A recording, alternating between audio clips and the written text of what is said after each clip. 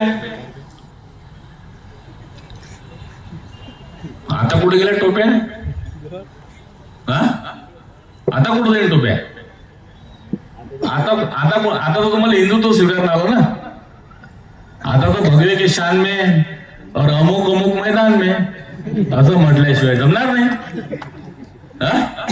तुम्ही युतीतले आता झाले. ताई, माझा शिवलिंग आप्पा बुधने परभणीचा जिल्हाध्यक्ष आहे. तो माझ्यासोबत मनसेत होता, शिवसेनेत होता, मग मनसेत झाला, आता भाजपमध्ये आला होता. पण तो भाग परभणी, हिंगोली आणि उस्मानाबाद हा भाजप शिवसेनाच्या युतीत शिवसेनेला सुटायचा, खासदारकीला आणि अनेक आमदारकीला. त्याच्यामुळे तिथं स्वाभाविक आहे शिवसेना फोबावली त्या भागात. भाजपही होती, पण तिथे याच्या तुलनेत शिवसेना जास्त होती. तर काय झालं, तो तिथं कमी असल्यामुळं त्यानं ते समोरच्या व्यक्तीचा पक्ष जॉईन केला. मग मित्रत्वाचे संबंध असल्यामुळे तो अनेक आंदोलनात सहभागी झाला, येत होता, इकडे येत होता, तिथं येत होता. आणि भाऊचा पक्ष चांगला जोमात वाढवला त्यानं. कार्यकर्ता शिवलिंग आप्पा बोधने, आज सकाळी फोन आला, भाऊ आम्हाला एकाला विचारलं नाही म्हणे, हा आमदारकीची हो म्हटलं तर एकाला विचारलं म्हणे, 8-12 जिल्हाध्यक्ष आहे म्हणे आम्ही. आता प्रेस आहे म्हणे, फक्त कोणी प्रेसवाला असेल तर नाव नका सांगू म्हणे, अर्ध्या घंट्यानं नावही सांगितलं चालते म्हणे. त्याची प्रेस आहे ताई केलेली. एवढा धुतला घड्याले का त्यांनी वेगळा निर्णय घेतला, आम्ही तुमच्या सोबत नाही आहे. 1.5 महिन्याआधी फोन आला होता एका प्रकरणाच्या संदर्भात की नागपूरला जलसंपदेचं वाशिमचं कोणतं चुकीचं टेंडर निघालं म्हणे, तुम्ही फोन करा मला. म्हटलं का तुमच्या घड्याला फोन करणार? अरे भाऊ म्हणे, त्याला सांगितलं ना तर मला इथंच खाते म्हणे पहिले. म्हणजे इतकी परिस्थिती. पैसा ते म्हणे की नाही, मुझे पैसा है प्यारा प्यारा, ये सबसे है न्यारा न्यारा. म्हणजे अशी गोष्ट आहे, पैसा सर्वात महत्वाचा. आणि प्रचंड माया जमवलेली आहे. ऑडिओ क्लिप जे निघाली ते मी काढली. मी म्हटलं तुम्ही काय गाजा बोलले होते का? अरे आम्हाला तुम्ही नाव ठेवता दारू पिते म्हणून. म्हणजे हा प्रवीण तायडे दाखवून द्या, कुठं दारू पिताना दिसला असेल तर दाखवून द्या, फक्त ग्लास हातात नाही दाखवून द्या. माझ्या 7 पिढीत कोणी दारू नाही पिलं, 7 पिढीत. तुम्ही काय सांगता हरामखोर हो.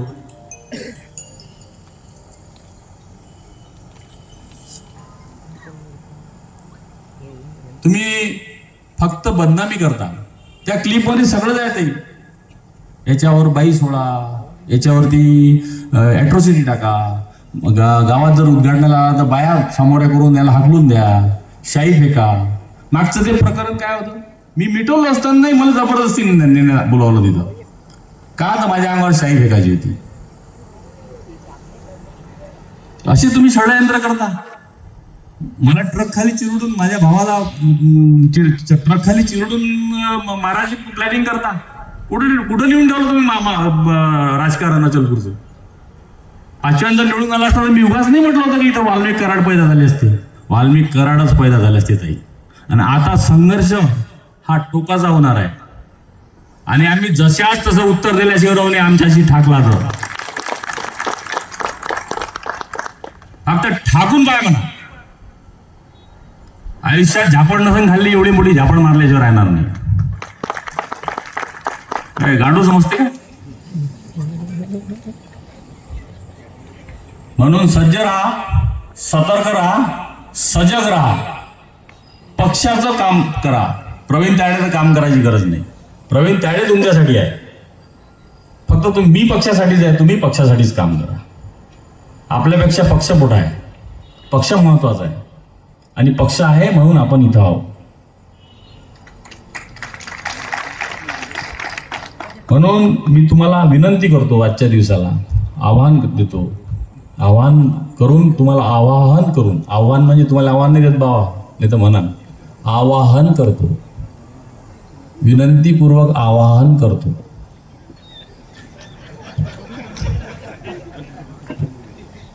मी हसत खेळत जीवन जगणारा माणूस आहे. दुःखही असलं तर मी जाणू देत नाही. परंतु रवी बोलले तर मी खूप हसवतो. प्रमोद दादाला विचारा कसा हसवतो. प्रताप दादा, मी प्रताप दादाला नेहमी म्हणतो प्रताप, प्र काढला का डोक्याला तापच आहे. आणि प्रवीण म्हटलं प्र काढला तर विन आहे. विन दादाला म्हटलं विन आहे, म्हणून माझं यशाचं गमकच विन आहे दादा. तुम्ही समजत नाही दादा मला. गजू भाऊ थोडस सांगत होतं बरोबर आहे मी.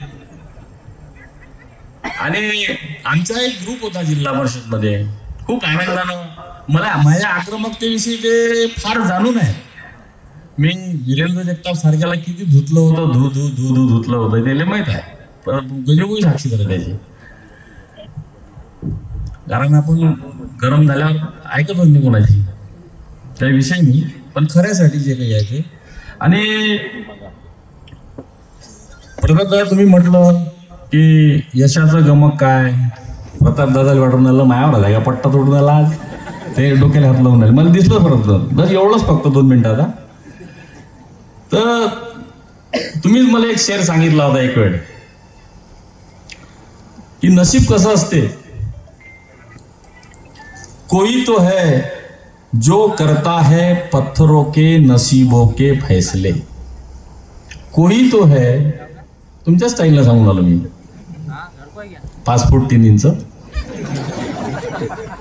कोई तो है जो करता है पत्थरों के नसीबों के फैसले, किसी को ठोकर में रखे और किसको भगवान बना दे.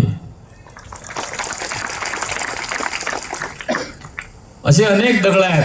आपण सगळे दगडच आहोत. तर कोणाला कोणता दगड पायाखाली येते, ठोकर मध्ये ठेवते, आणि कोणता देव्हाऱ्यात बसते. हा दगडाच्या नशिबाचा भाग आहे दादा. जसं मी म्हणत असतो, बबलू देशमुखच्या मस्तकावर रेषच नाही आहे आमदारकीची. रंदा मारलाय, रंदा दादा पुरा अख्खा, आणि पुढेही राहणार नाही हे लिहून घेतो. मला आज आता जाहीर नाही करायला पाहिजे, काही काँग्रेसचे मित्र असं इथं आहे, त्याचं बोलणं काही जाहीर करत नाही मी, पण एकदा म्हटलं ते ना मला, प्रवीण भाऊ तुम्हाला देवाचा आशीर्वाद आहे राजू. मी म्हटलं भाऊ कसा आहे आशीर्वाद, काही नेहमी नसते, म्हणजे निरंतर नसते. नाही राजू, तुम्हाला म्हणे तो पाहा लागेल आशीर्वाद किती दिवस आहे, म्हणजे किती लय लंबा असेल तर मग मला विचार करावा लागेल म्हणे उभं राहत. म्हणून म्हटलं की ह्या सगळ्या गोष्टी जर विचार केला, राजकारण हे खेळीमेळीच असलं पाहिजे. राजकारण हे खुनशी नसावं. राजकारण हे खिलाडू वृत्तीचं असलं पाहिजे. इथं तर असं आहे, एखादा राजकारणी जर ऍक्सिडेंट न पडला तर त्याला उचलायचे नाही होय. एवढ्या कुबुद्धीचं राजकारण आहे या मतदारसंघात.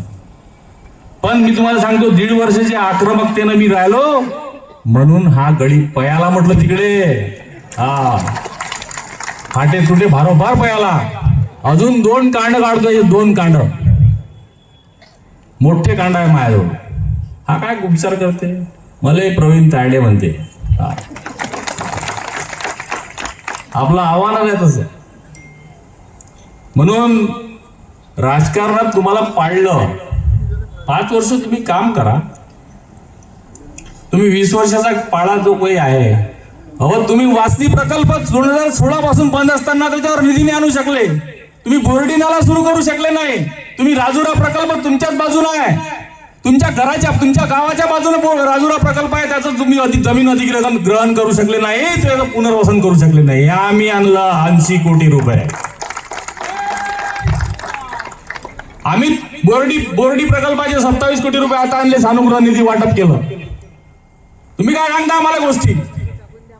शेवटच्या 2.5 वर्षात तुम्ही काय सिमेंटचे रोड फोड काय आणले, त्यानं होते का विकास. अरे प्रकल्प महत्वाचे आहे. अल्निनोचा प्रभाव आहे, पावसाळा कमी होणार आहे, ते धरणं कंप्लीट केले असते 20 वर्षात तर त्या धरणाचा उपयोग त्या मतदारसंघासाठी झाला असता. 11,500 हेक्टर जमीन सिंचनाखाली आली असती. कुठे गेला विकास? फक्त चिवत्या घुमवता शेतमजूर, अपंग आणि शेतकरी म्हणून. किती दिवस पोट भरणार आहे तीन नावावर फक्त. आणि तुमचा तो डायलॉग असते जलिको आग काय ते भुजिको राग काय ते. दुसरा डायलॉग नाही तुमच्याजवळ. मूर्ख समजता लोकले. पण तुमच्या पुढं सगळी जनता आता हुशार झालेली आहे. तुमचा बांध तुटला होता, तुमच्या घरापाशी घेणाऱ्यांची गर्दी कमी झाली होती, म्हणून तुम्हाला नाईलाजाने पक्ष बदलावा लागला. तुमच्यावर चौकशा सुरू होणार होत्या, तुमच्यावर चौकशा सुरू होणार आहे, तुम्ही त्याच्यात पकडले जाणार आहे, म्हणून तुम्ही वाचासाठी स्वतःचा केविलवाना प्रयत्न करणार आहे. परंतु या महाराष्ट्राचं खंबीर नेतृत्व सन्माननीय देवेंद्रजी फडणवीस साहेब कोण्याही नराधामाला सोडणार नाही, तो कितीही मोठा असला तरी.